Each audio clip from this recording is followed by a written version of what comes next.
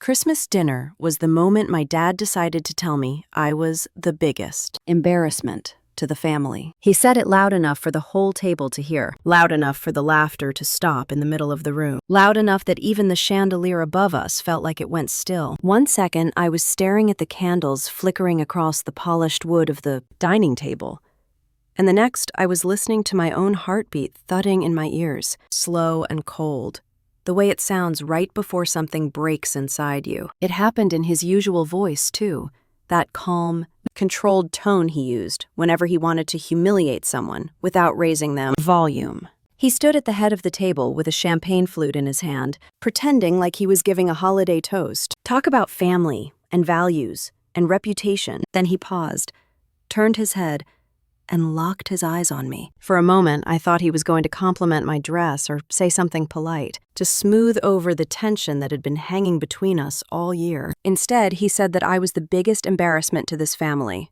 just like that, like he was reading the weather. Forks stopped in midair. The cousins who had been whispering about gifts froze with half smiles still on their faces. Someone let out a soft breath that sounded almost like a gasp. I saw the phones come up first. 2 of them at least, maybe 3. People pretending they were checking messages when everyone in that room knew exactly what they were doing. My mom stared straight ahead, as if she could disappear into the centerpiece. My brother lowered his eyes to his plate. Before I go any further, let me pause, where everything inside me felt like it was cracking open. I always wonder what people are doing when they listen to stories like this. It makes the world feel strangely close for a moment. If you feel like sharing later, tell me what you are doing right now while you listen. When all of this happened, I was sitting at that table, feeling the warmth from the fireplace behind me, but the air around my shoulders had turned cold as ice. My fingers rested on the stem of the champagne glass. I remember how steady they looked, almost detached from the rest of my body. It surprised me because I thought I should be shaking or crying or angry, but I felt none of that. No heat, no shame, no panic, just a deep, hollow stillness, like someone had shut down every light switch inside me at the same time. The kind of stillness that comes only after you realize you have been losing pieces of yourself for years. And this is simply the moment someone says it out loud. I lifted the glass and took a small sip. The champagne tasted more bitter than crisp. Maybe it was just the moment, or maybe it was the way my dad's eyes stayed on me, waiting for a reaction, wanting an explosion. When I set the glass back down, I heard the soft click of it touching the table. That tiny sound felt louder than the voices around me. So consider I am dead. That was all I said.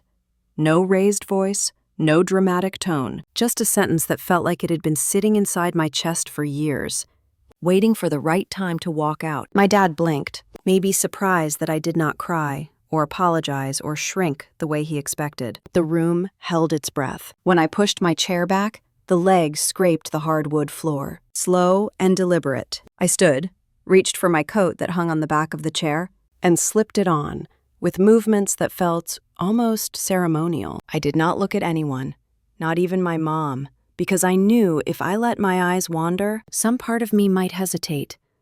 And I could not afford hesitation. Hesitation was how I had been raised. Do not upset your dad. Do not question him. Do not challenge what he believes. Tonight was the first time in my life I chose to do the opposite. As I walked past the table, I heard a few hushed voices. Someone whispered, "What did she just say?" And another voice answered, "I think she said she is dead to them." Someone else muttered that the camera was still rolling. Maybe it was all of them. Maybe it was only one. It did not matter. None of it mattered anymore. The house smelled like pine and cinnamon and expensive candles. It was the scent of every Christmas we ever had. But it felt foreign now, like it belonged to another family. My boots clicked against the marble entryway as I moved toward the door. Behind me, I heard my dad say something under his breath, but I kept walking because I knew anything he said next would only make it worse. I pushed open the front door, and the winter air hit my face, sharp and clean. The cold wrapped around my shoulders, and for the first time that night, I felt something real. My breath came out in a pale cloud as I stepped outside. The lights from the windows behind me cast long shapes across the snow, bending and shifting as people inside moved closer to watch me go. I did not turn around. I would not give them the satisfaction. I walked to my car, my footsteps crunching softly on the snow that had started falling earlier that day. Evening. Each step felt strangely freeing, like I was walking out of a story that had been written for me long before I ever had a chance to choose my own lines. When I reached the car door, I stopped for a moment and looked at my reflection in the window. My face looked calm, almost serene, not broken, not angry, not afraid. Just a woman who finally understood that the person who was supposed to love her unconditionally had been pulling her apart piece by piece, year after year, until there was almost nothing left. And that woman had finally stood up from the table. I slid into the driver's seat, closed the door, and let the silence settle around me. The warmth of the car wrapped around my legs as the engine hummed to life. My hands stayed steady on the steering wheel. For a moment, I watched the house through the windshield. I could see silhouettes moving behind the curtains, heads turning, hands gesturing. Maybe they were talking about me. Maybe they were replaying what happened, or maybe they had already moved on. That was the thing about my family. They cared deeply about appearance, but never enough to look inward. As I backed out of the driveway, one of the upstairs lights flicked on. It might have been my mom. She always tried to soften the impact of my dad's cruelty, even when her silence ended up hurting me more. But tonight, I could not think about her or anyone in that house. I needed space. I needed air. I needed my own life back. I turned onto the long road that led away from the estate. The streetlights glowed faintly against the falling snow, and the sound of my tires on the pavement felt rhythmic and grounding. My phone buzzed several times on the passenger seat. I did not check it. I knew exactly who it was. A part of me wondered how long it would take before someone tried to spin the story, or tidy it up, or pretend it had not happened.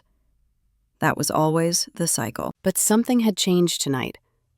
I had changed. A few miles from the house, the tension in my chest loosened. My breath came easier, deeper. The world outside blurred softly as the snow thickened. I cracked the window open and let the cold slip into the car, letting it sting my cheeks, clearing the fog inside me. I thought about all the years I tried to win my dad's approval, all the rules I followed, the choices I made to keep the peace, and how in one moment, with one sentence, he made it clear there was never any peace to keep. It struck me then that what happened at the table was not the beginning of the story. It was the conclusion of a lifetime of trying to belong to a family that only loved me when I fit the version of myself they wanted. And I knew that if I stayed, if I swallowed the humiliation, if I pretended everything was fine, I would lose myself completely. By the time I reached the highway entrance, the ache in my chest had shifted into something steadier.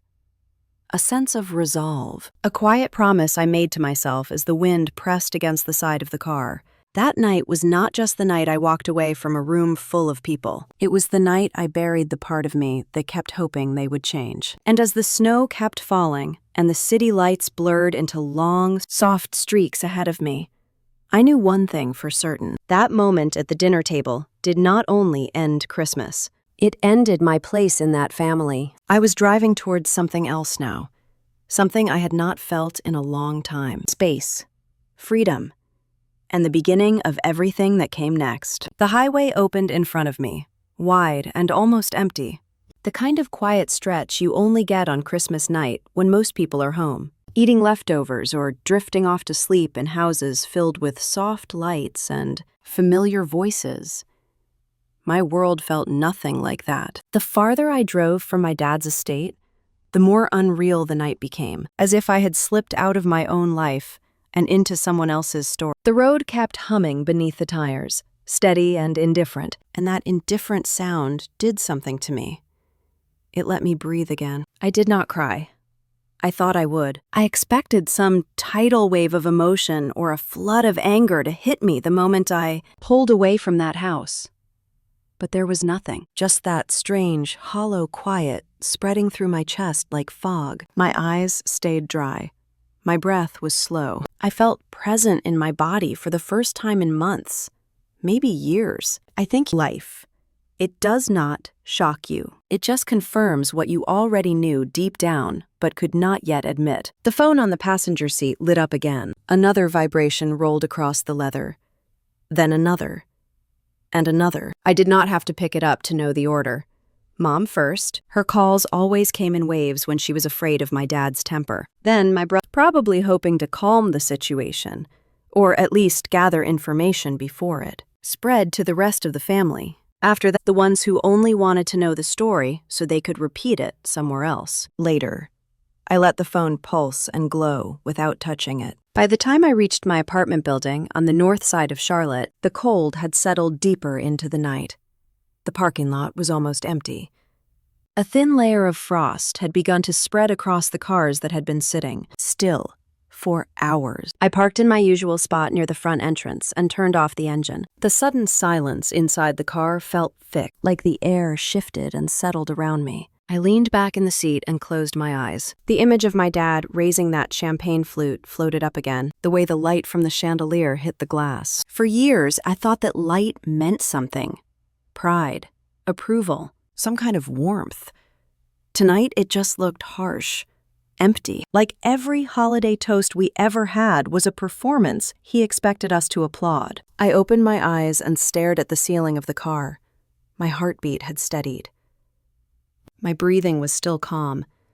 That calm scared me for a moment. I wondered if it meant something inside me had finally gone numb. Or maybe it meant the opposite, that after years of bending myself into someone I was not, the real version of me finally had room to exhale. I grabbed my bag from the back seat and stepped into the cold. The wind stung my cheeks as I walked to the building entrance. Inside, the hallway was dim and quiet. A few Christmas wreaths hung on doors, the kind made of plastic berries and ribbon you can buy in bulk at any store. They looked cheerful in a way that felt disconnected from the night I had just lived. When I unlocked my apartment and pushed the door open, the darkness swallowed me. I did not turn on the lights. I dropped my keys on the small table by the entrance, took off my coat, and sat on the floor with my back against the couch. The silence felt different here. It had weight. It had shape. It spread through the room like a steady tide. I finally picked up the phone, not to call anyone back, but because the notifications kept flashing and I needed to silence them. The screen lit up in a flood of missed calls and messages. Mom's name repeated over and over. My brother's texts were short, urgent, incomplete. A few cousins had already sent question marks, as if I owed them an explanation. I turned the phone face down on the rug and let out a slow breath. I thought that would quiet things for a moment, but the phone vibrated again. Another message, another call. Their world was still spinning fast. Mine had slowed to a crawl. Eventually, curiosity tugged at me and I lifted the phone again. This time, it was not a call. It was a message from one of the younger cousins. A link. No words, just a link. My stomach tightened because I knew what it was before I even tapped it. The video. The moment. My dad speaking. My face. My voice saying, "So consider, I am dead." Someone in that room had uploaded it to the family chat, and from there, it had already slipped into the hands of people who did not care about me at all. That was the danger of a family obsessed with appearances. Every private humiliation had the potential to become public evidence. I pressed play. Watching myself from the outside did something strange to me. The girl on the screen looked fragile but composed. The calmness in her voice was unsettling. I watched her take that sip of champagne and set the glass down so gently it almost looked rehearsed. I listened to the sentence fall from her lips. "So consider, I am dead." I watched her stand and walk out of the frame while the room behind her fell into chaos. The sound of the room reacting was louder in the recording than it had been in person. A few gasps, a muffled laugh from someone who thought it was dramatic, a whispered comment, and the scraping of chairs. It was messy and human in a way my family hated to be seen, and somehow that made me feel a quiet sense of release. I replayed the video once more, then a third time, but because watching it felt like watching the exact moment a lifetime of pressure finally cracked open. Something inside me loosened with each viewing, not happiness, not satisfaction, just a tired sort of relief. The truth had been spoken, and there was no way to tuck it back in. I set the phone down again, this time turning it off completely. The screen went black and stayed black. No more vibrations. No more buzzing. The silence that followed felt like someone had finally turned down the volume in a room where the noise had been screaming for years. I leaned my head back against the couch cushion and closed my eyes. The darkness of the apartment pressed around me, soft and familiar. I could still hear the faint echo of my dad's voice in my memory, and the way the entire table had held its breath after he said the words. It felt distant now, like a scene from a movie I had seen too many times. I sat there for a long time without moving. I do not know how long exactly. Time felt stretched and slow. My thoughts drifted through old memories. Birthdays where my dad barely looked at me. Holidays where the rules mattered more than the people. Arguments where I was expected to apologize for hurting his feelings, even when he was the one who tore into mine. Years of trying to be enough for someone who had already decided I was less. At some point, I stood up and walked to the window. The city lights shimmered against the night sky. Snow was still falling, soft and steady. The world outside looked peaceful, untouched. It felt strange to know that somewhere out there, my family was probably scrambling to contain the narrative, while I stood alone in my apartment, feeling both hollow and strangely unbound. I told myself I would not go back. Not tonight, not tomorrow, maybe not ever. For the first time, that thought did not terrify me. It felt earned. I went to the kitchen and poured myself a glass of water. My hand stayed steady. I took a sip and stared at the counter, the familiar shape of my life here, the life I had built, separate from the family name. A quiet life, but mine. No champagne flutes, no speeches, no cameras waiting to catch my reaction. When I returned to the living room, the darkness felt softer somehow, as if the room understood what had happened and was granting me a kind of fragile safety. I sat on the couch and pulled a blanket over my legs. The exhaustion finally hit me, the kind that does not come from crying or fighting, but from realizing how long you have been carrying something heavy. My phone remained off across the room. That alone felt powerful. A boundary drawn without apology. I knew the messages would keep coming. I knew Mom would try again. I knew my brother would reach out in a calmer tone. They would want explanations, reassurances, or at least some version of the story they could repeat while protecting the family image. But not tonight. Tonight, I let the silence do the talking. When the phone vibrated one last time before powering down, I glanced at the screen. A message had slipped through before the shutdown. Just a few words from Mom. "Please come home. We need to talk." I stared at the message, letting it hover in the dim light of the apartment. Then the screen went black. I did not answer. I was not ready to step back into their version of the world.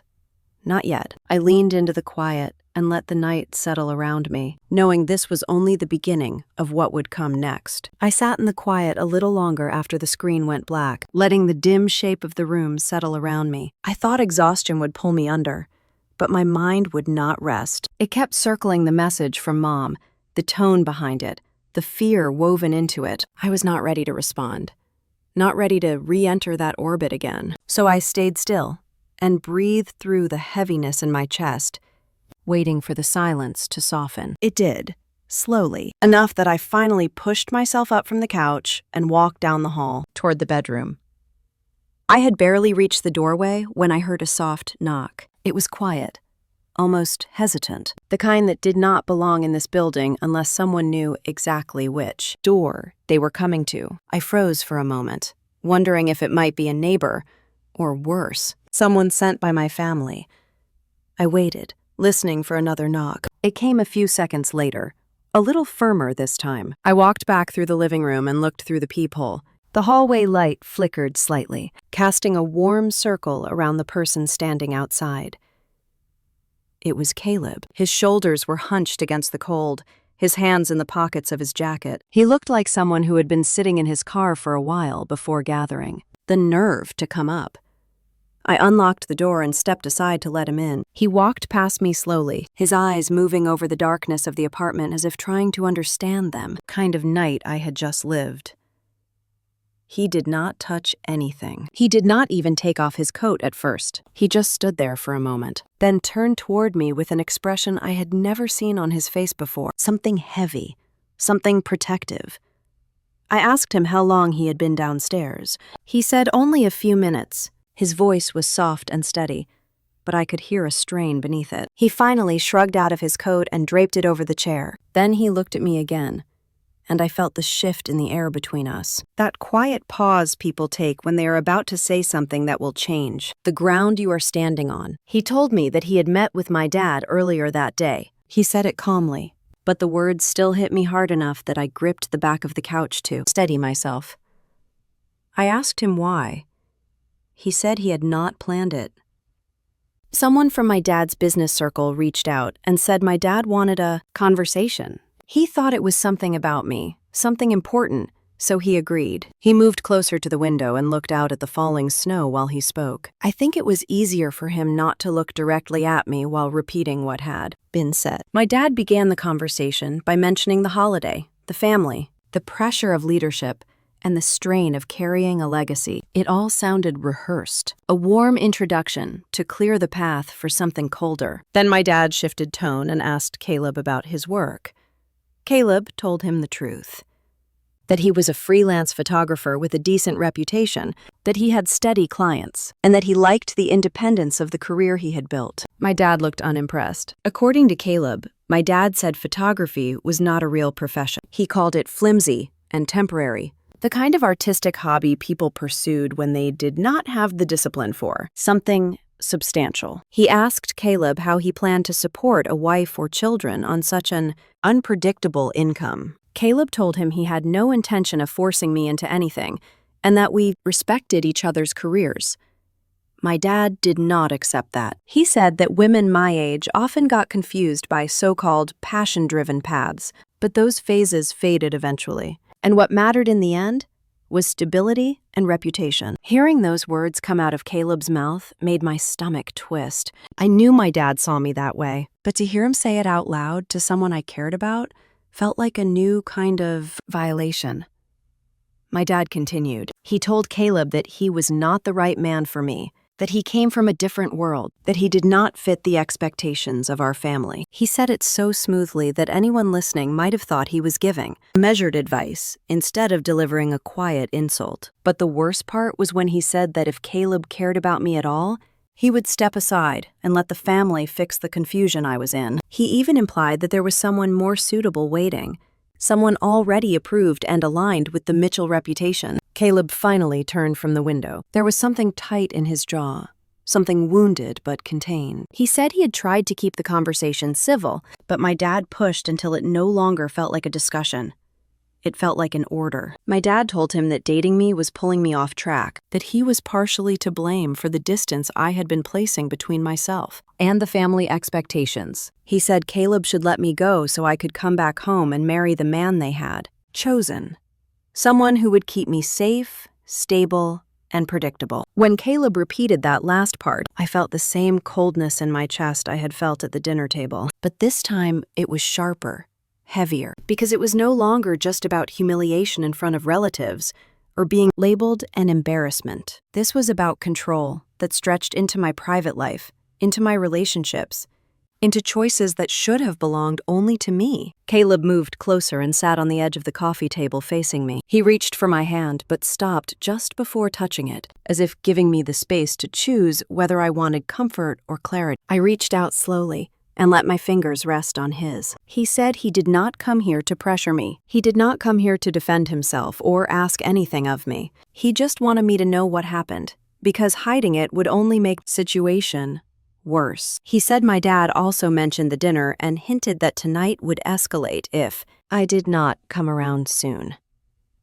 Caleb's voice cracked slightly when he said that, not because he was afraid for himself, but because he knew how it would hurt me. I pulled my hand back gently and stood up, walking across the room to where the shadows gathered near the bookshelf. I felt the air shift in my lungs, growing heavier with each breath. Not because I feared losing Caleb.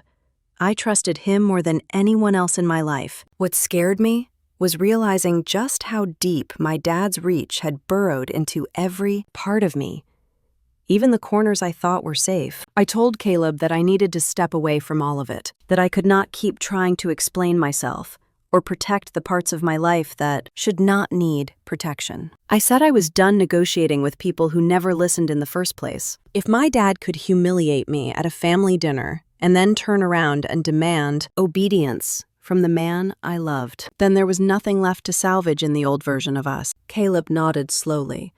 He did not argue. He did not try to talk me out of anything. He said he would support whatever decision I made, even if it meant he had to step aside for me to find clarity. But I told him that was not what I wanted. What I wanted was distance from the chaos, not distance from him. I wanted to rebuild my life without the weight of someone else's expectations pressing against my throat. He finally rose to his feet and stepped close enough for me to feel the warmth from his jacket still lingering on his skin. He told me that I was stronger than the story my dad kept writing about me, that I deserved a life shaped by my own hands, not one carved into place by pressure and legacy. His voice was soft when he said it, but there was conviction in it too, the kind that anchored itself deep inside me. After he left, I stood near the door for a long moment, listening to the fading echo of his steps in the hallway. The apartment felt still again, but not empty. Something about his visit had grounded me, given me a kind of clarity that the silence alone had not. I walked back to the couch and sat down with my phone still powered off on the far end of the room. The quiet pulse of the house seemed to align with the steady beat in my chest. I opened my laptop and pulled up the calendar where family events and obligations were marked in neat little squares. Birthdays, charity dinners, annual board meetings disguised as holiday get-togethers, reminders of a life that had never belonged to me. I deleted each entry, one by one, no hesitation, no explanation. When the last reminder disappeared from the screen, I closed the laptop and breathed out slowly. It felt like the first step across a threshold I had been afraid to approach for years.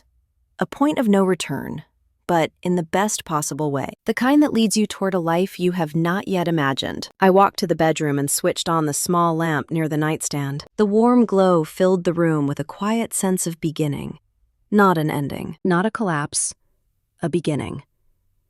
I knew the fallout with my family was far from over. I knew they would not let me go easily. But standing there in that soft light, I felt a steadiness I had never known. It was the first moment I realized I was truly leaving the old world behind. Not because I wanted revenge, not because I wanted to hurt anyone, but because breathing freely had finally become more important than being accepted. I knew I was crossing a threshold that night, stepping into a version of myself my family had spent years insisting did not exist. The quiet of my bedroom held steady around me as I breathed in the warm light from Mary, the small lamp on the nightstand. Something in me finally felt real, solid in a way it had never been inside my dad's house. I changed into an old sweatshirt and loose pants, pulled my hair back, and let my body sink into the familiar softness of my mattress. The exhaustion wrapped around me quickly, not the chaotic kind that follows heartbreak, but the deep, steady kind that comes after choosing yourself for the first time in a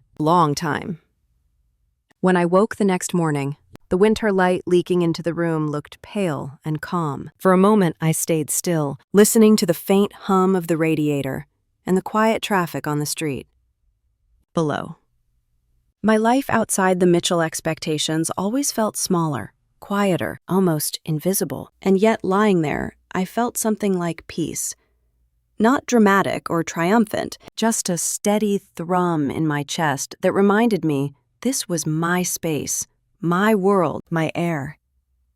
I made coffee and opened my laptop at the small table by the window. Most people never imagined a branding designer could build a stable life working, independent. But for me, it had become the one place where no one dictated what I should do or who I should become. My clients were mostly small businesses around Charlotte, a bakery that wanted a more polished identity, a bookstore that needed signage for their new location, a nonprofit focused on literacy programs for inner-city schools. None of it was glamorous, but each project felt like a small act of creation, something I could shape with my hands and imagination without someone breathing down my neck about legacy or reputation. As my coffee cooled beside me, I opened a project file for a boutique gym launching near the South End. They wanted a fresher palette and cleaner typography, something modern that still felt warm and local. While sketching concept thumbnails, my fingers moved with a familiar rhythm. Branding had become a way for me to stay grounded, to earn my keep without relying on the Mitchell name. It also helped me protect the other part of my life, the part no one in my family even knew existed. Painting has been with me since childhood. Not a pastime, not a distraction, a pulse. My earliest memories were full of colors and the smell of acrylic drying on cheap paper. But back then, the moment my dad saw me with a brush in my hand, he dismissed it with a single raised eyebrow. He said art was a dead end. He said creative careers were for people unwilling to commit to real work. He asked me why I wanted to spend hours painting when I could join committees, clubs, anything that would make me look well-rounded and presentable. Mom never disagreed, though sometimes she would smile softly when she passed my room, as if she could not decide whether to encourage me or to stay loyal to the expectations of the house. I kept painting anyway, quietly, secretly. In college, I would slip out late at night and use the small studio room at the far end of the arts building. After graduation, I found ways to squeeze painting between client work and sleep, and eventually, I created a batyan that would protect me from the weight of my own last name. I chose the moniker Li Yen, a small childhood nickname twisted into something unrecognizable to anyone who knew me growing up. I signed it on the corner of each piece, tucked it into digital files, and let it become a shield between my art and the scrutiny I had been trained to expect. I kept the two worlds separate. My branding clients knew me as a designer with a strong eye for color theory and storytelling. My collectors knew the anonymous painter who created quiet landscapes and portraits that carried a soft undertow of solitude. Only a few people knew the truth. Caleb, two close friends from college, and the gallery owner who agreed to represent me without ever revealing my identity to buyers. I told her that I did not want success tied to a family reputation I never believed in. She understood that more quickly than I expected. My thoughts drifted to the first email I received that said sold. It had been a small 8x10 piece, a moody watercolor of a lake at dawn. I expected nothing from it. The gallery had been modest. The listing is simple. When the email came in, I stared at the word for several minutes before it clicked. Someone out there saw something in my work. Someone I had never met felt something when they looked at it. That realization felt like standing on the edge of a cliff and discovering wings. Did not know I had.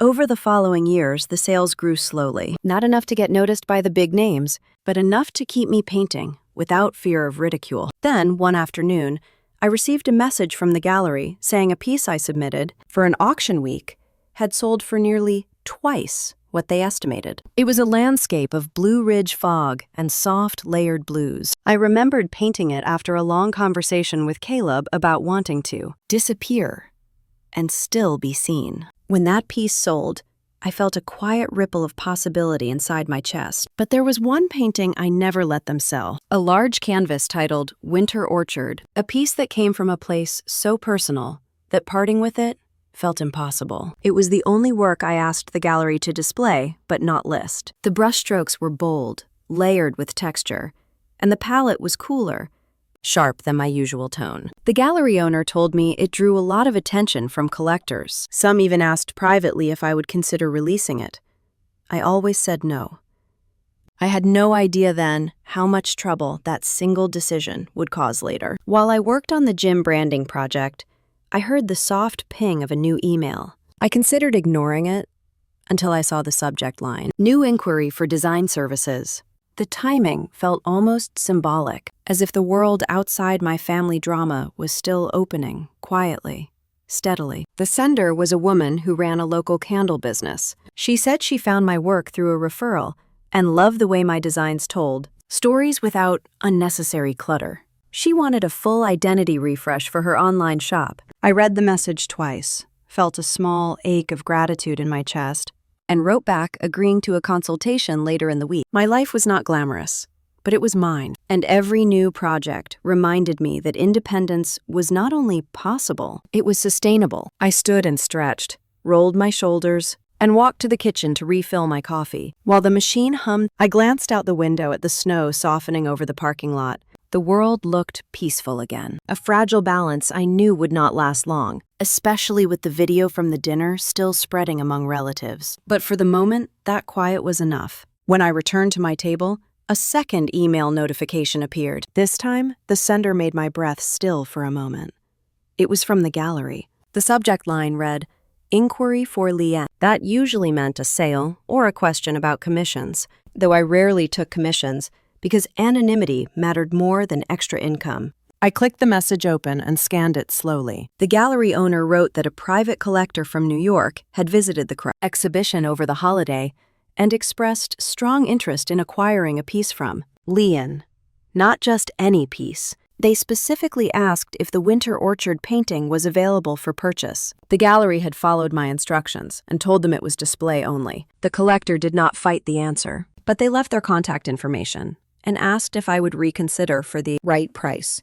The message ended with the gallery owner saying she had never seen a collector so captivated by a piece, and that she believed the offer could be substantial if I was open to a conversation.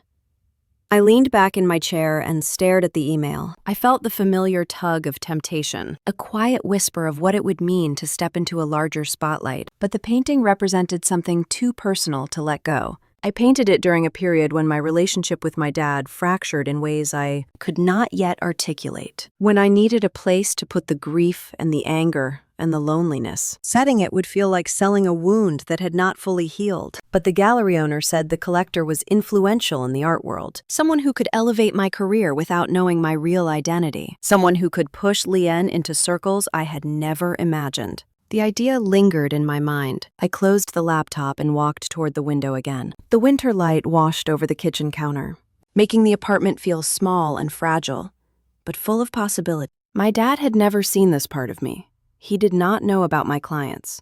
He did not know about the pieces I had sold or the collectors who admired my work. He did not know that I had built a world outside his reach, a world that grew one brushstroke at a time. And I realized he never truly cared to know. That truth settled into my bones as I watched the snowfall. I returned to the table, sat down, and clicked a reply. I typed a short message thanking the gallery for the update and asking for more details about the collector. I did not say yes. I did not say no. I simply opened the door a little wider. Then I closed my laptop again and let the silence stretch across the room. I had no idea that this small message from the gallery would become the fault line that disrupted everything my brother had been trying to hold together. I had no idea that this collector's interest would collide directly with the desperation brewing inside the Mitchell household. But in that moment, all I knew was that my life, the one my dad never believed in, was inching forward. And this time, I was not going to shrink to make space for anyone else. The quiet in my apartment held steady for the rest of the evening, but by the next morning, a thin uneasiness had settled beneath my ribs. I tried pushing forward with my work, sketching out new ideas for the candle business logo and reorganizing files for the gym project. But my focus kept drifting back to the gallery email. I wondered who the collector was, why Winter Orchard had struck them so deeply, and whether having someone want something that personal was supposed to feel flattering or intrusive. I tried to shake the thought off, but the feeling lingered, a small weight at the back of my mind. By early afternoon, the air had warmed slightly, melting part of the snow around the edges of the parking lot. I stepped outside to check the mail and breathe in something that felt less stale than my own apartment. My phone vibrated inside my jacket pocket. I let it ring once, then twice, before finally pulling it out. I assumed it might be Caleb or maybe the gallery again, but when I saw who it was, my breath held in my throat. It was Mom. For a moment, I considered letting it go to voicemail. Old instinct. Then something inside me shifted, the same small instinct that woke when the gallery mentioned a collector with serious influence. I answered the call, pressing the phone to my ear while my feet stayed planted on the icy walkway. Mom's voice came through thin and strained, not the soft, careful tone she used when trying to smooth things over between the rest of the family and me. It was sharper, urgent in a way that made my stomach tighten. She said she needed me to come home. Not later, not tomorrow, now. She repeated the word in a way that made it impossible to ignore. I asked her why, and she hesitated long enough that I felt the panic rising on her end through the silence. She said it was complicated and that she would explain when I arrived. Before I could ask again, she said please and ended the call. I stood there a moment longer while the cold pricked at the back of my neck. I could have stayed away. It would have been easy to pretend I never picked up the phone, but something in her voice carried a weight I could not ignore. It was not guilt pulling at me, not fear of disappointing them again. It was simply time to face what was happening. Even if the family did not care to see me as a full person, I needed to show myself I could stand in a room with them without shrinking. I walked back inside, grabbed my coat and keys, and headed to the car. The drive toward the Mitchell house took less than 20 minutes. But each mile felt heavier than the last. The large homes lining the streets sparkled with expensive holiday decorations. Everything looked neat and contained, the way the family always wanted to appear. I pulled into the long driveway, noticing the line of cars that did not belong to relatives. My brother's SUV, the family attorney's dark sedan, a luxury town car I did not recognize. Something big was happening, and clearly it began long before Mom called. When I stepped inside, the first thing I noticed was the silence. Not peaceful silence. Tight, brittle silence. The kind that gathers when people have been shouting and are trying to gather themselves again. Mom walked toward me quickly, relief washing over her face even though her hands were trembling. She guided me toward the sitting room without giving me time to remove my coat. I could tell she had been crying. Her eyes were glassy and red around the edges. Inside the room, my brother, Mason, stood near the window with his hands clasped behind his back, pacing slightly. The family lawyer, Mr. Harris, sat stiffly on the couch, flipping through a stack of papers. My dad was in the far corner. His face was flushed with anger that had not fully cooled, and when he looked at me, the bitterness from the dinner had not faded. It had calcified, hardened. I stayed near the doorway until someone acknowledged me. Mason was the first. He gave me a quick nod, one that held more tension than welcome. He looked exhausted, the way people look when everything they have been building begins to slip through their fingers. I finally stepped farther inside, but the feeling of being out of place returned immediately. The familiar reminder that no matter how tall I stood, I would always be seen as the misstep in their perfect formation. Mom led me to a chair. She said they needed to tell me something, and that it was important I listened, without interrupting. That alone told me this had nothing to do with the humiliation from Christmas dinner. This was about something else entirely. My dad began speaking with the stiff tone he used in boardrooms. He said there was a strategic partnership the company had been negotiating for months. A major expansion deal with a corporate client based in New York. Someone influential. Someone with the resources to keep the Mitchell business from sinking after a rough financial year. I watched his jaw clench when he said the words rough financial year, as if acknowledging the company was struggling tasted bitter in his mouth. He gestured sharply at Mason, who stepped forward and explained that part of the negotiations involved building a personal connection with a VIP client who appreciated the arts. The client mentioned having an interest in rare paintings, particularly from emerging artists. Mason said he wanted to impress them by gifting a piece from an artist whose work had recently gained traction. He tried contacting several galleries, looking for something special. Then he found a piece that had been displayed during a seasonal exhibition, Winter Orchard.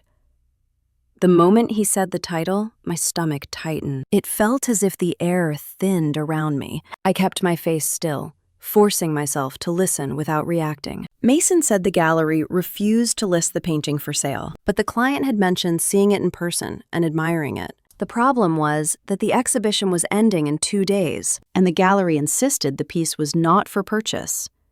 Mason admitted he panicked. He needed to impress the client before the final negotiation meeting.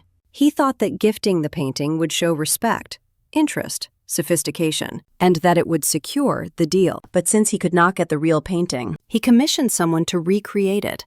A forgery.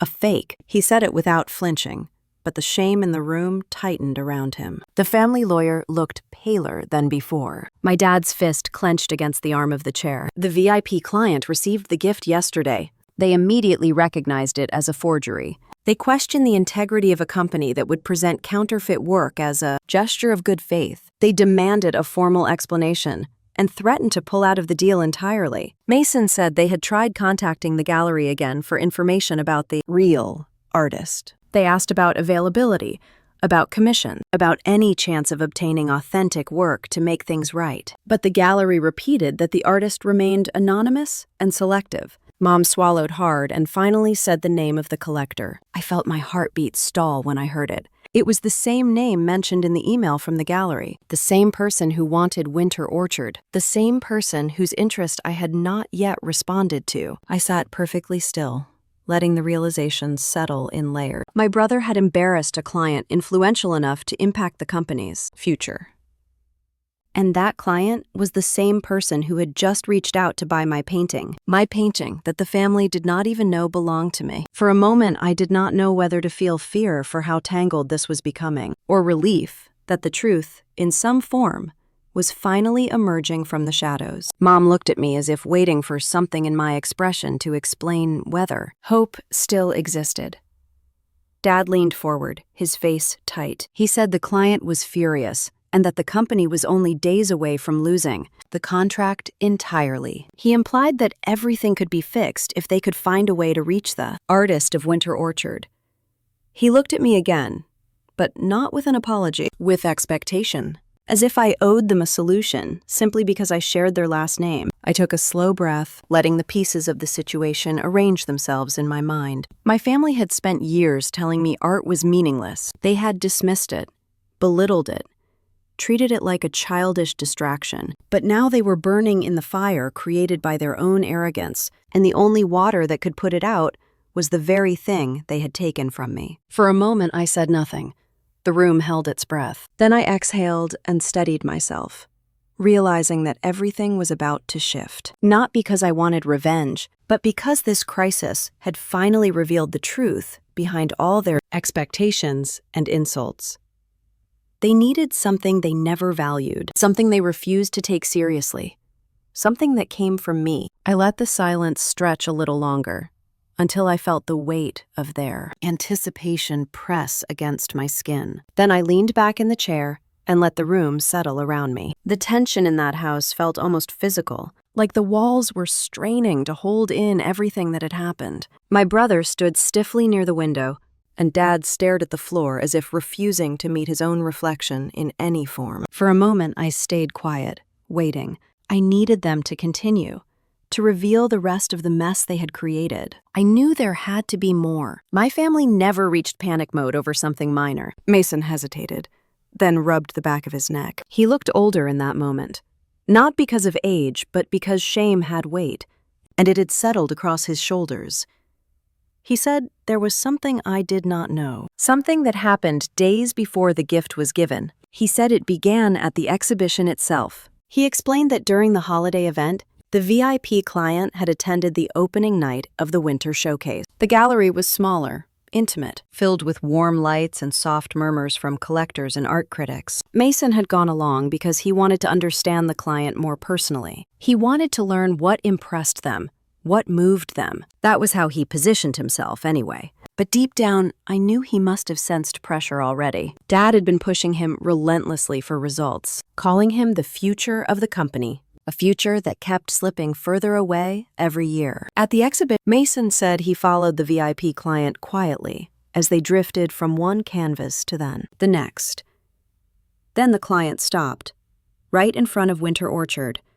Mason said the client spent a long time staring at it, hands behind their back, the kind of posture people take when something reaches them on a level they cannot immediately name. The client apparently told someone near them that the painting felt honest, that it carried winter sadness, but also a quiet kind of resilience. Mason had caught enough of the conversation to know they were deeply affected by it. He paused then and looked at me. I kept my expression still, though inside something stirred, a mixture of pride and dread. Pride because something I had created touched someone with sincerity. Dread, because this was exactly the moment when my world and the family business collided in ways I never intended.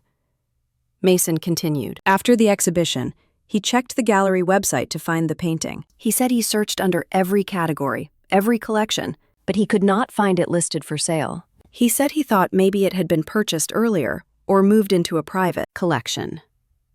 He called the gallery, but they told him the painting was exhibition only and not for sale. They did not elaborate, only repeated that it belonged to the artist and would not be available when the showcase ended. The timeline was shrinking. Mason kept emphasizing that.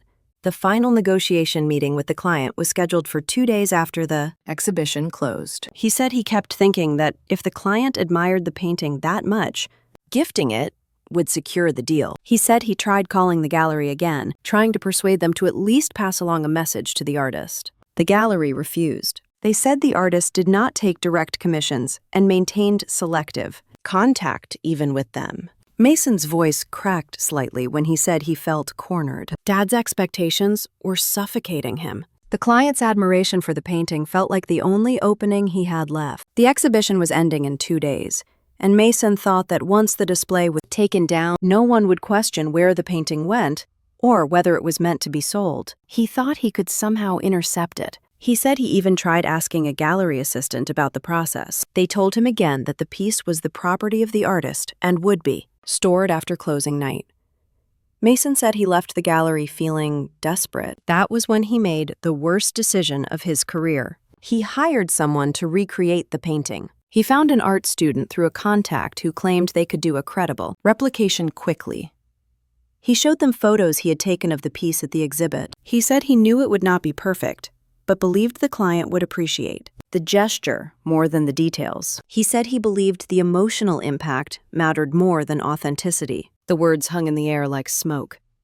I watched him swallow hard. He said when the gift was delivered, he expected gratitude. Instead, the client immediately recognized it as a forgery. They called the company and said they were insulted. They accused the family of using cheap tactics and questioned whether the Mitchell name represented dishonesty everywhere, not just in art. They demanded an explanation and threatened to cancel the entire partnership. Dad had exploded hours earlier, before I arrived. That explained the red in his face and the silent rage simmering across the room.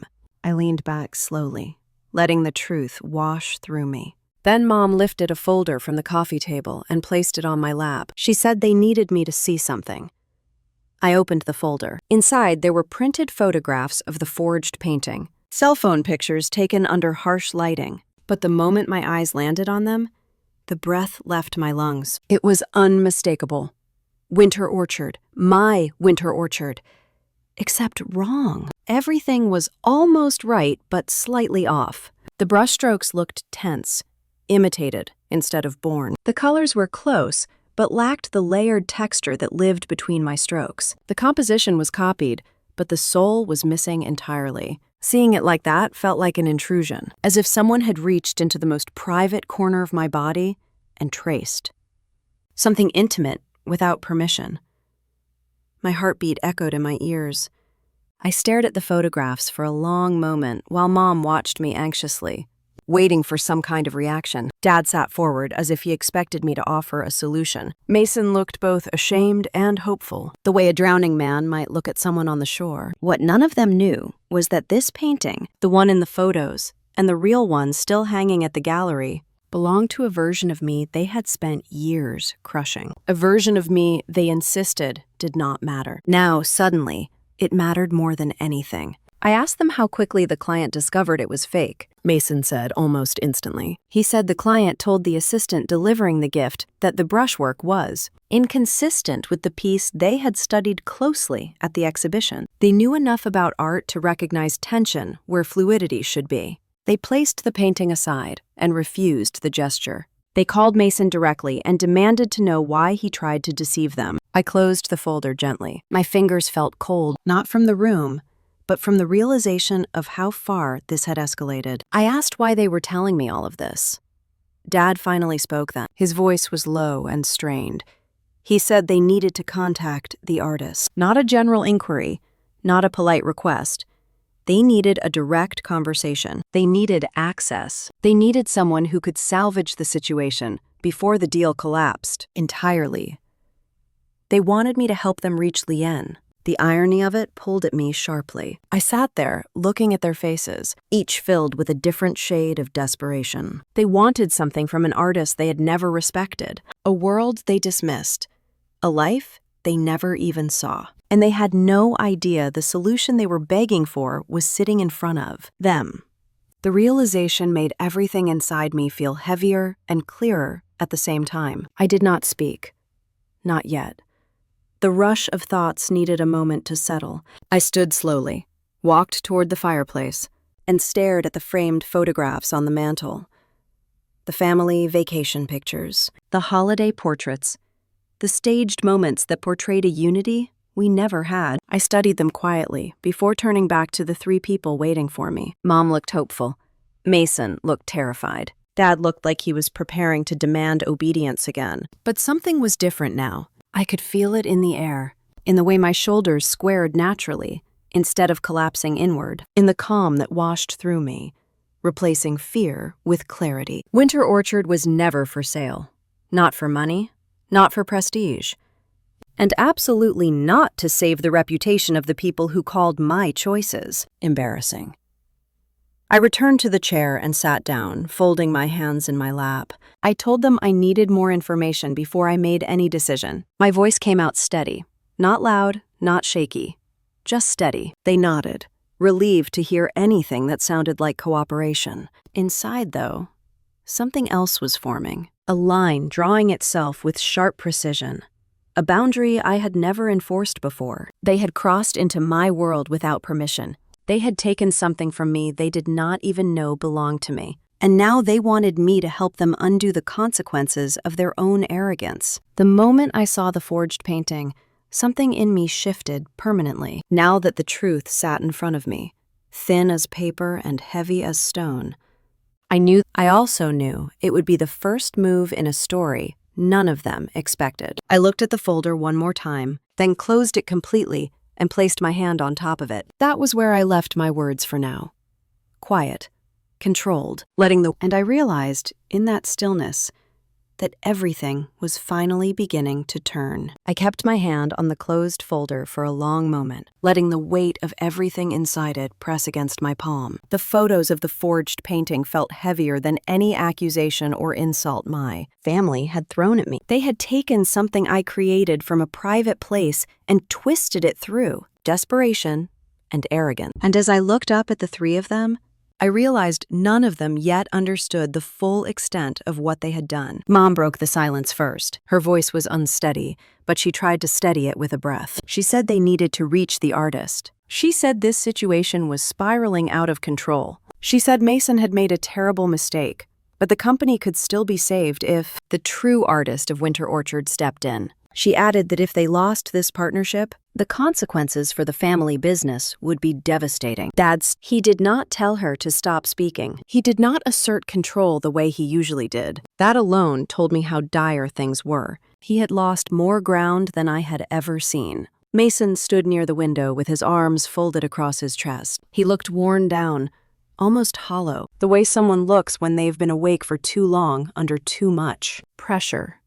He said the client was still furious and would only reconsider if the artist could speak to them directly. He added that the client's assistant had been calling since early morning and that Dad had refused to pick up the phone until they had a plan. They were waiting for the unknown artist to rescue them, the very artist they had unknowingly tried to copy. I took a deep breath and sat back, letting my gaze settle on the edge of the folder.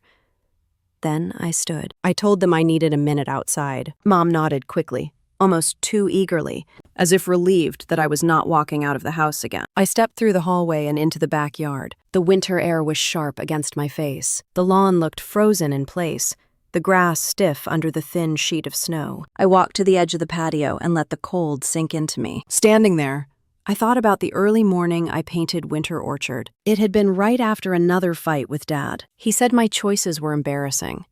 He said my artistic pursuits were childish. He said I was wasting potential. Those words had sliced deeper than he realized, and I poured every piece of that wound into the canvas. I had kept the painting because it was not just a landscape. It was a map of everything I was trying to heal, and now it had become the center of a crisis my family had created through choices I warned them against my entire life. I walked back inside. When I returned to the sitting room, the three of them looked at me as if they were waiting for a verdict. Mom opened her mouth, but closed it again. She looked afraid of saying the wrong thing. I sat down slowly. My voice felt calm, almost too calm, when I said I needed to confirm something directly with the gallery before any other conversation could continue. Dad stiffened. He asked why. I ignored the question and pulled my phone from my coat pocket. I stepped into the hallway again and dialed the gallery owner. She answered with her usual warm tone, asking how I was and whether I had had time to consider the inquiry about Winter. Orchard. I told her I was calling because something urgent had come up. I asked if she could confirm once more that the VIP collector from New York was the same client who had admired the painting at the exhibition. She confirmed it immediately. She said the client had been deeply moved by the piece and had asked if it might become available in the future. She said she had never seen them linger over an artwork the way they lingered over mine. I closed my eyes for a second and let her words settle. Then I told her I appreciated the information and would call again soon. When I returned to the sitting room, Mom was wringing her hands together. She looked up at me with a mixture of hope and fear. She asked if the gallery told me anything helpful. I said yes. I said I now had clarity about the situation. Dad finally spoke. He said they needed the artist contacted immediately. He said they needed the artist to explain to the client that the forgery was a mistake, and that the family meant no disrespect. He said an apology from the artist might calm the situation enough to reopen negotiations. I could not help the small breath of disbelief that escaped my chest. They wanted the artist to take responsibility for a forgery they created. They wanted the artist to smooth over the consequences of their own desperation. I looked at each of them slowly. I let the silence stretch long enough for the weight of the moment to build. Then I sat down again and folded my hands in my lap. I said I could talk to the artist. Mom gasped softly, almost a sound of relief. She stepped forward, as if instinctively drawn to hope. She asked how. She asked whether I knew them. She asked if there was a way to reach them quickly. Dad did not speak. He watched me with narrowed eyes, suspicion flickering behind them. He did not like not knowing something. He did not like not being in control of the information. For the first time in my life, I held something he did not. I said I had a connection to the artist. I said the artist trusted me. I said that if there was a conversation to be had, I was the one who could initiate it. Mom let out a breath she had been holding. She stepped closer to me, her voice trembling as she said she was grateful and that she knew I did not owe them anything. She said she was sorry things had gotten so bad. She said Mason had been under pressure. She said Dad had been too harsh. She said she hoped I could find it in myself to help them fix this before everything fell apart. Dad remained still. His silence was louder than the words coming from the others. His pride was swallowing him whole, and for once, he could not command the situation. He could not intimidate me. He needed me, and we both knew it. I let the quiet settle again. Then I looked directly at him. He held my gaze, but I could see the tension in the slight twitch of his jaw. He did not want to give me an inch. He did not want to acknowledge any wrongdoing, but the situation demanded more than his pride could offer. I told them I would consider reaching out to the artist. Mom's shoulders dropped with relief. Mason exhaled shakily. Dad did not react, but his eyes darkened in a way that told me he knew there was a shift happening, a shift he could not reverse. Then I said something that drew the room still again. I said that before any contact could happen, there needed to be certain assurances. I said the artist would not work with people who disrespected their craft. I said the artist would not help without understanding the full context of what happened and why. Mom nodded eagerly, saying she understood. Mason said he would answer any questions. Dad stayed silent, but his glare sharpened. I looked back at them, feeling a steadiness I had never felt before in this house. They were no longer towering figures above me. For the first time, they were people who had crossed a line, and needed someone they had underestimated. I said I would speak to the artist privately. I said I would relay the situation to them. I said I would decide what happened next based on that conversation. Mom thanked me again, her voice thick with emotion. Mason looked like someone had given him a second chance at breathing. Dad kept his arms crossed, but his silence was no longer a wall of dominance. It was the silence of someone who had finally been forced to face his own mistakes. As I stood to leave the room, I felt the power shift land fully inside me. Not loud, not triumphant, just steady and irreversible. They thought the artist was a stranger, someone distant, someone they could appeal to, someone who might save them. They had no idea the artist they needed was the very daughter they erased, dismissed, belittled, and humiliated. And I was finally ready to decide what that was worth. I turned toward the doorway. Mom called after me, asking gently if I would keep them updated. I said I would speak to the artist soon. I walked down the hallway, letting the quiet follow me like a shadow, and for the first time in years, I felt the balance inside that house tip in my direction. I did not rush. I let each step ground me. When I returned to the sitting room, they were all still there, frozen in the same positions, as if the air itself held them in place. Mom looked hopeful, in a way that broke something old and tired inside me. Mason looked trapped between guilt and relief. Dad looked like a man standing on the last edge of his pride. I sat back down slowly, letting the chair steady my posture. None of them spoke at first. I took that silence and shaped it into the beginning of something I never thought I would say in that house. I said I had thought about their request. I said that yes, I could reach the artist. I said I was willing to move forward with that connection. But not without terms, clear terms, terms that would stand in the open and could not be bent later. My voice stayed level, almost calm, but there was steel underneath it. Mom blinked at me as if trying to understand where this firmness came from. Dad narrowed his eyes, and only then did I see the small flash of panic behind his expression. He knew what it meant for me to speak this way. He knew it meant he had lost control. I kept going before anyone could interrupt. I said there would be 4 conditions, and every one of them had to be accepted before anything moved forward. The first condition? A public apology, not whispered in private, not dropped as a half-hearted comment. A real apology in front of the entire family, in front of the same people who watched him humiliate me at the Christmas dinner table. I said he needed to acknowledge what he said and the harm it caused. I said the humiliation he threw at me needed to be undone with equal visibility. Mom inhaled sharply. Mason shifted, but neither spoke. Dad stayed rigid, but I could see the tension in his jaw working back and forth. The second condition: the family would no longer interfere in my personal life, not my relationships, not my future, not my home, not my choices. I said there would be no more arranged introductions, no more secret meetings with people I dated, no more judgments dressed as concern. I said my life had been shaped too long by expectations that never belonged to me, and that chapter was ending. Mason exhaled quietly, almost like a protest he did not have the strength to voice. The third condition: I said I would continue my artistic and professional path, independently. No questions, no pressure, no commentary. I said they would not use my art as a tool for the company or for reputation. They would not lay claim to anything I created, and they would not use my work to elevate themselves. My work belonged to me. That boundary would not bend. The fourth condition: I would take no money from the family. Not now, not later. No inheritance, no trust, no shares of the company, no financial tie that could be used as leverage. If I helped them salvage the contract through the artist, it would not be because I owed them, or because I expected something in return. It would be an act of integrity, not dependency. When I finished listing the conditions, the silence in the room deepened. It pressed into the corners of the house, brushing against the photographs on the wall and the polished wood floors. The way cold water fills the lowest parts of a valley. Mom whispered something under her breath, barely audible. Then she lifted a hand to her face. Her eyes filled quickly, almost like grief, but there was something else in it too. Recognition.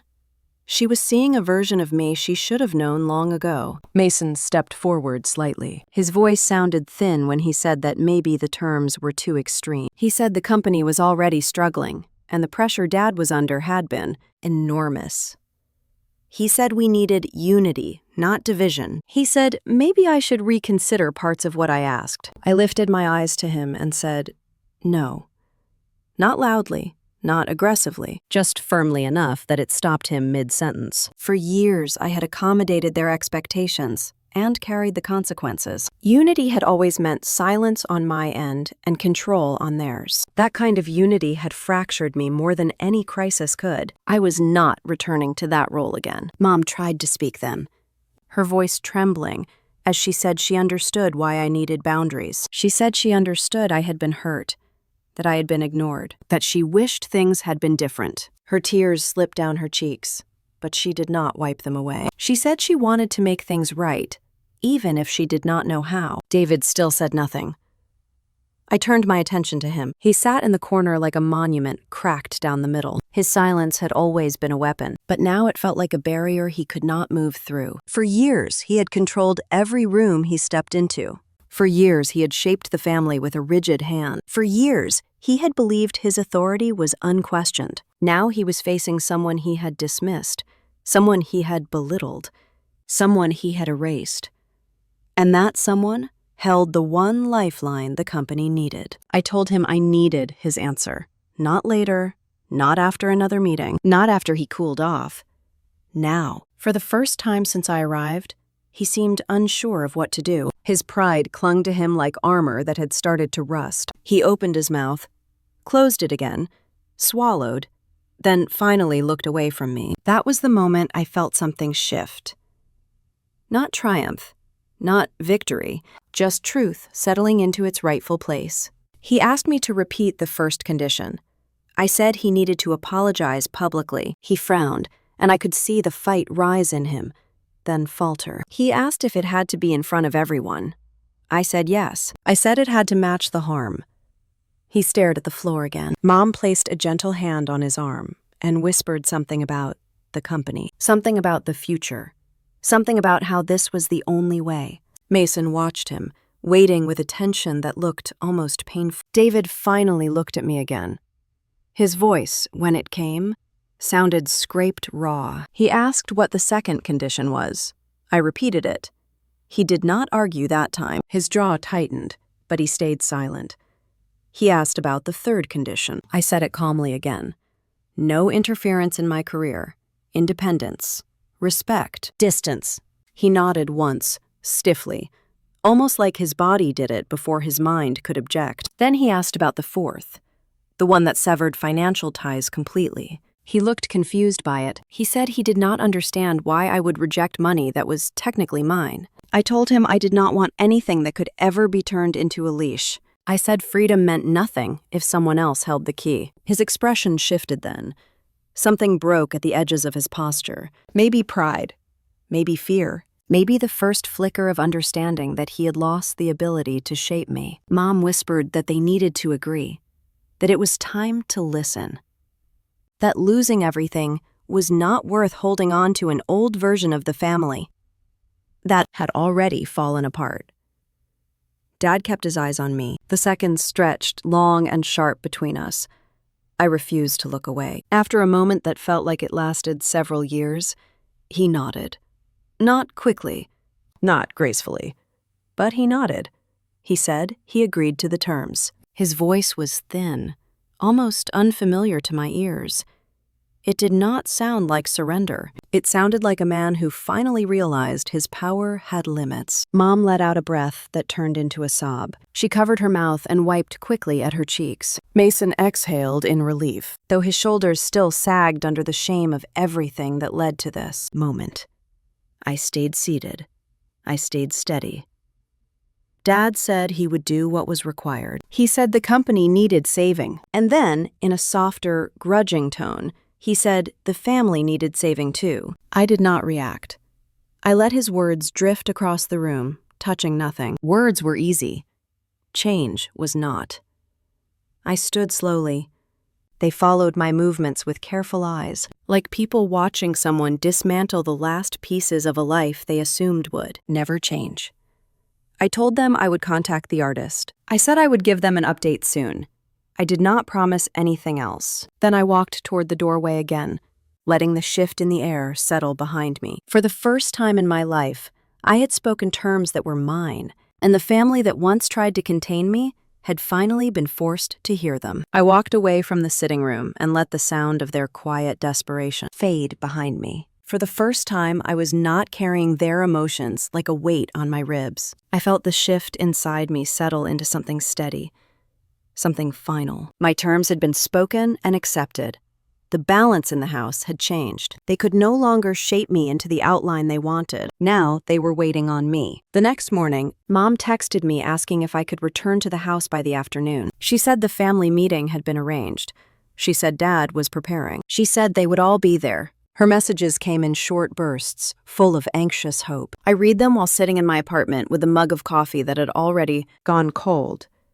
And for a long moment, I did not move. I was not nervous.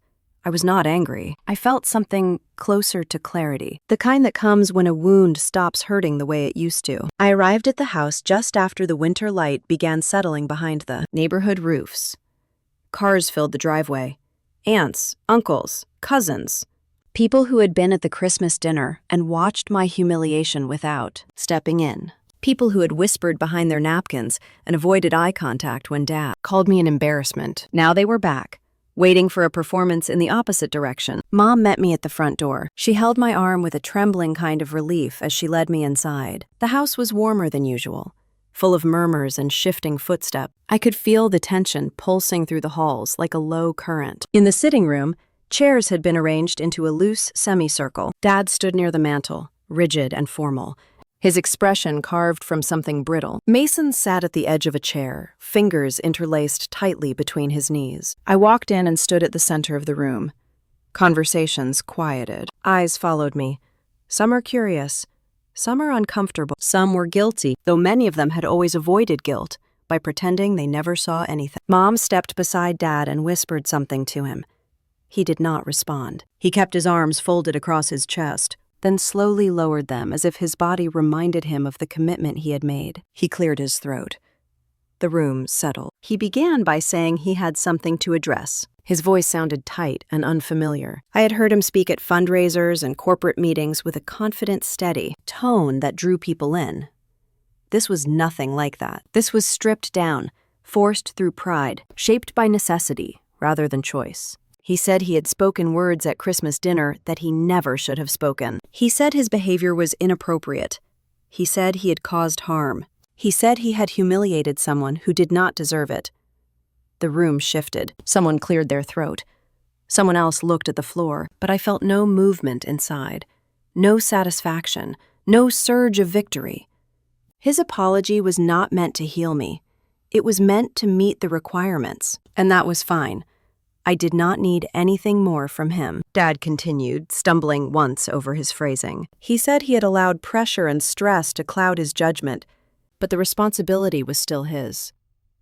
He said he owed me an apology. Then he paused and looked directly at me. His face was pulled tight around his eyes, but there was no aggression, no challenge, just a man swallowing his own ego because he had no other choice. He said he was sorry.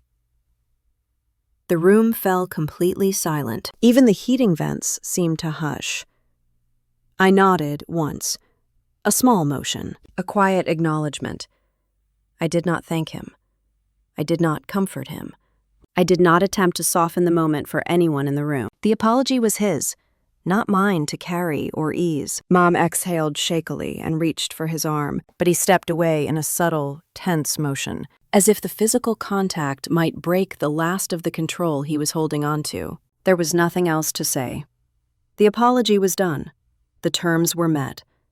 I could feel the shift ripple through the room like a cold wind. Everyone saw it. For years, they watched him treat me like the least valuable part of the family. Now they were watching him stand at the front of the room and acknowledge his own wrongdoing. It changed the shape of every relationship in that house. Quietly, permanently, I let the silence linger for a moment longer. Then I said I would reach out to the gallery. Mom nodded quickly, wiping her eyes. Mason straightened his posture with a visible sense of hope. Adam lowered himself slowly into a chair.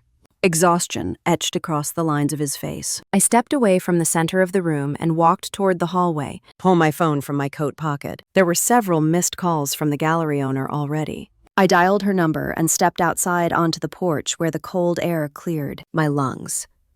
She answered immediately. Her voice was warm, but I could hear urgency beneath it. She said the VIP client had followed up again and that they were still willing to reopen the conversation if the artist contacted them with clarity about the situation. She asked if I had decided how to proceed. I told her yes. I told her I was ready to move forward. I told her the artist would speak to the client. She did not know she was speaking to the artist. That was part of the protection I had built. But hearing her relief softened something inside me. She said she would arrange a call with the client and their assistant, and that she would relay the details to me within the hour. When I stepped back into the house, the family had dispersed into small pockets of conversation. Some avoided my gaze. Some tried to approach with awkward sympathy. I walked past them without stopping. Mom joined me in the hallway. She asked if things were moving forward. I told her yes. She pressed a hand over her chest and whispered that she was grateful. I nodded, but felt no reason to say more. Later that evening, I received the details of the scheduled call. I spoke with the gallery owner again, and she relayed the client's concerns. They did not want the forgery to reflect poorly on the artist. They did not want their admiration for the work associated with dishonesty. They wanted assurance that the artist had not been involved in the counterfeit gesture. The anger had shifted from insult to disappointment, which was easier to work with. I told the gallery owner I would draft a statement for her to present. I spent the next hour crafting a message that explained the artist had no knowledge of the forgery and did not authorize any replication. I wrote that the artist valued authenticity and integrity above all else. I wrote that the artist was willing to reopen communication, so long as respect was mutual. The words flowed easily because they were mine. Every part of that statement came from my own experience of being dismissed and invalidated by people who believed they owned me. The gallery owner sent it to the client that same night. The next morning, she forwarded their response. They accepted the explanation. They said they appreciated the transparency. They said they were willing to continue negotiations with the Mitchell Company, under the condition that future interactions would be handled with direct honesty. By the afternoon, the partnership had been salvaged. I drove to the house again, not because I wanted to celebrate with them, but because I wanted to close the loop. Mason met me at the door this time. His relief was visible in the looseness of his shoulder. He said they had heard from the client. He said the contract was still alive. He said they owed everything to the artist. He had no idea he was talking to the person who had quietly saved him from the fallout of his own desperation. Dad appeared behind him. His expression was stiff, contained, but there was no anger there anymore, just fatigue and something that looked faintly like acknowledgement. He nodded at me without speaking. I nodded back. Mom hurried into the room, tears in her eyes again. She said the company could breathe for the first time in weeks. She said she did not know how to thank the artist. She said she was grateful that I was the bridge between them. I let her speak. Her gratitude did not need to reach the truth of who the artist was. Not yet. Maybe not ever. I said only that the artist cared about integrity and respected the client. I said the situation had been resolved, and that was enough. For a moment, the house fell into an uneasy quiet. Not tense this time, just uncertain. Like everyone was waiting to see what shape the family would take now that the old foundations had cracked. Then something happened that none of them could hide. A subtle change. A shift behind their eyes. The realization that the daughter they had dismissed, ignored, and diminished was the same person who had pulled them back from the edge. They understood something deeper than gratitude. They understood that they had been wrong about me. Not just in the last week, but for years. And for the first time in my life, I watched my family bow, not with words, not with gestures, but in the silent recognition that the balance had changed forever. I let the moment rest between us. I gathered my coat from the back of a chair and stepped toward the doorway. I told them I would be in touch. Then I stepped out into the cold evening air. The snow had begun to fall again, in slow, drifting flakes. The quiet felt cleaner this time, softer. The weight on my chest had lifted. The wind brushed my hair as I walked to my car. And for the first time in a long while, I felt entirely outside their shadow. I unlocked the door and sat behind the wheel, letting the silence wash through me. The family had changed. The contract was saved. The apology had been spoken. But none of those things were the true turning point.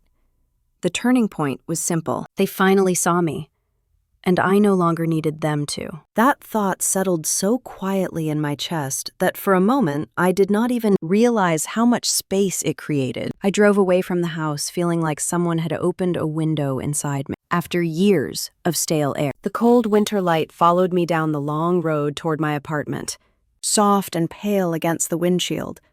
And for the first time in a long while, I did not feel the weight of our family name pressing on the back of my neck. The weeks that followed drifted by in a strange mix of calm and adjustment. Life did not fall perfectly into place, but it no longer felt like something I had to fight through every morning. I returned to my work, easing into projects that had been waiting for me before everything with Dad and Mason exploded. Clients called, meetings were scheduled, and the comfort of a routine helped me find my footing again. The familiarity of design work, the long hours refining colors and fonts and small details, had always been a quiet refuge for me.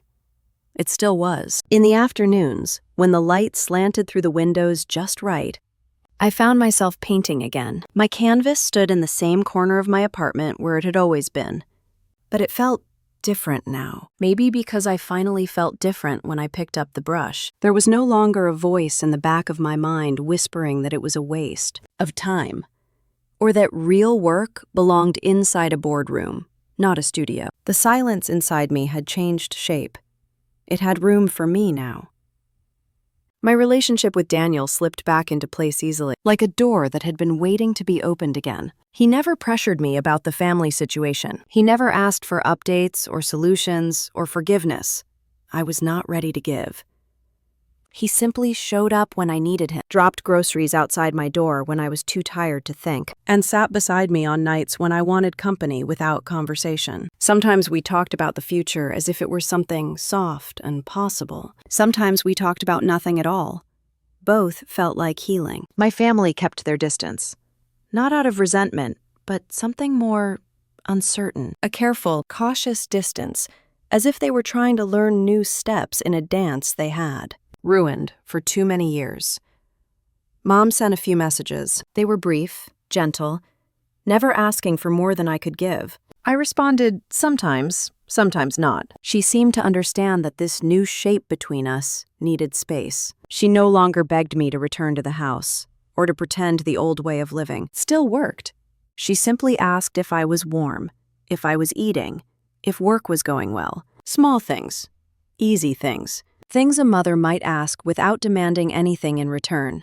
Dad did not reach out. He stayed silent, in the same way the earth stays still after a storm. I did not expect anything else. I had not asked for transformation, only accountability, and he had given the smallest version of it he could manage. That apology had been a door closing, not opening. I did not need him to grow into a better man for me. I only needed him to stop shrinking me. Mason sent a single message about 2 weeks after the contract with the client was finalized.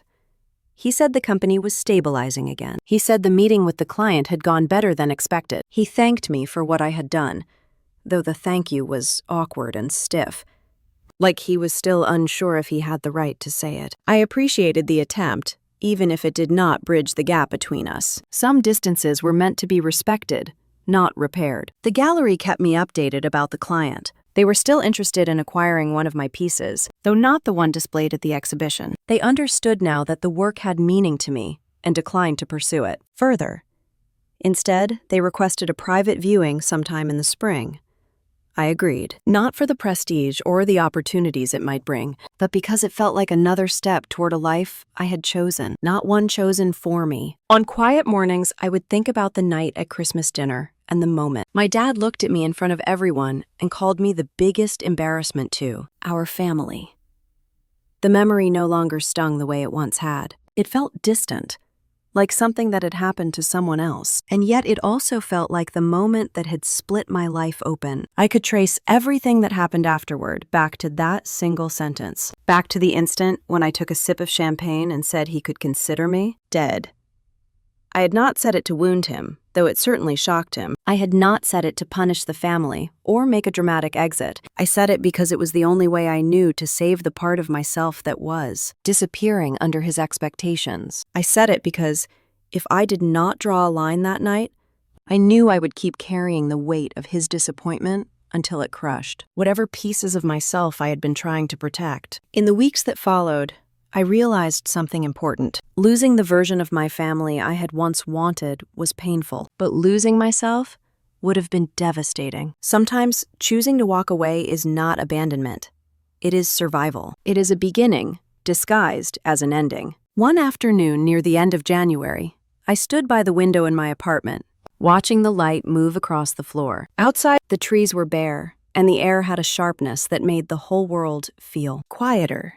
I was mixing paint for a new canvas, one that had been forming slowly in my mind since the night everything changed. There was no sense of urgency, no pressure to prove anything, only a calm, steady pull toward creation. I thought about how different my life felt now that I could breathe without looking over my shoulder for someone else's expectations. I thought about the woman I had been a month before, sitting at that dinner table, waiting for approval from someone who had never learned how to give it. I thought about the woman I was becoming, one decision at a time. I dipped my brush into the paint and pressed the first stroke onto the canvas. The color spreads easily, rich and warm.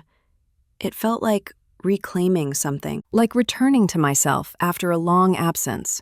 As the painting began to take shape, I realized I did not regret the words I had spoken at Christmas. They were harsh, yes, but they were my truth. And sometimes the truth has to be sharp to cut through the noise. If you have ever been told you were too much or not enough for your own family, remember this: silence can be power, and truth can be the loudest revenge. Tell me in the comments what integrity means to you and where you are listening from.